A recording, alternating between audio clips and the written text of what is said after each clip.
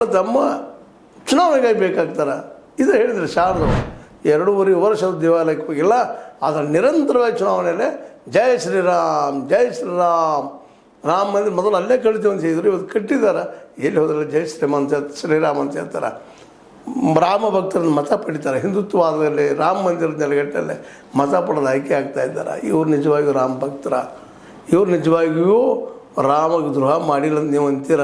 ಏನು ಹೇಳ್ತೀರಿ ನೀವು ಇದಕ್ಕೆಲ್ಲ? ಇದನ್ನೆಲ್ಲ ನಾವು ಇವತ್ತು ಪ್ರತ್ಯಕ್ಷ ನೋಡ್ತಾ ಇದ್ದೀವಿ, ಎಷ್ಟು ಮಟ್ಟಿಗೆ ಭಕ್ತರಿದ್ದಾರೆ ಅಂತೇಳಿ.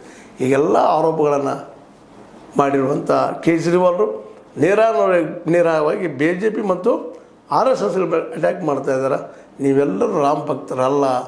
ಎಲ್ಲಿವರೆಗೆ ನೀವು ಮೌನ ಇರ್ತೀರಿ, ನೀವು ರಾಮ ಭಕ್ತರಲ್ಲ.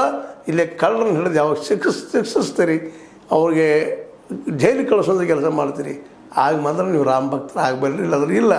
ಅದಾಗಬೇಕಾಗಿದ್ದರೆ ಈಗಿನ ಸರ್ಕಾರದಿಂದ ಸಾಧ್ಯ ಇಲ್ಲ.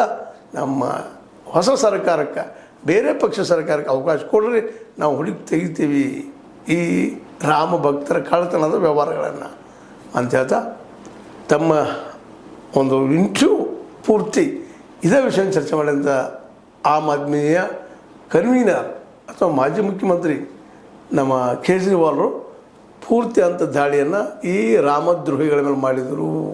ಇವರು ರಾಮದ್ರೋಹಿಗಳು, ರಾಮ ಭಕ್ತರಲ್ಲ ಅಂತ ಸ್ಪಷ್ಟವಾಗಿ ಹೇಳಿ ತಮ್ಮ ಮಾತನ್ನು ಮುಗಿಸಿದ್ದಾರೆ. ಇನ್ನೂ ನಡೀತಾ ಇದೆ ಇಂಟ್ರು. ಆದರೆ ಒಂದು ನೆನಪಿಡ್ಬೇಕಿಲ್ಲ, ಯಾವುದಾದ್ರೂ ಒಂದು ಎಂಥದ್ದು ಕೆಲಸ ಮಾಡಿದ್ರು ಒಂದು ಅಂತ್ಯ ಇರ್ತದೆ.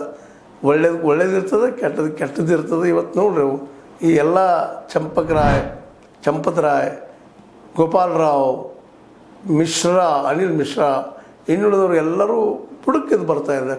ಇವರೆಲ್ಲರೂ ರಾಮ ಭಕ್ತರಲ್ಲ, ಇವರೆಲ್ಲ ನಾಸ್ತಿಕರು ಅಲ್ಲ.